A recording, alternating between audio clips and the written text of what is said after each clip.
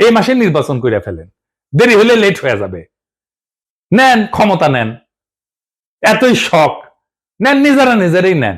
But আমির খসরু মাহমুদ প্রধান উপদেষ্টা বানান, দেখি উনি নাকি কয়েক মাসের মধ্যে নির্বাচন করে দেবে, করুক না। মির্জা ফখরুলকে প্রধান নির্বাচন কমিশনার বানিয়ে দেন। একটা ভাঙা রাষ্ট্রকে গুছাইতে সময় লাগে, আর সেই সময়টা দিতেই চায় না যারা ভাঙার কারিগর। ওয়াকার, ইন্ডিয়া, বিএনপি, আওয়ামী লীগ চারজনে মিলা একটা অশুভ ঐক্য তৈরি করছে, যাতে রাষ্ট্রটা আর কখনো ঠিক না হয়, বিচার না হয়, সংস্কার না হয়, ইনস্টিটিউশন না দাঁড়ায়। ভয়টা থেকেই যায়, কারণ ভয় থাকলে তারা শাসন করতে পারবে। কিন্তু ভয় আর বিশ্বাস, এই দুয়ের মধ্যে বেছে নিতে হবে বাংলাদেশকে, আমরা কোনটা চাই।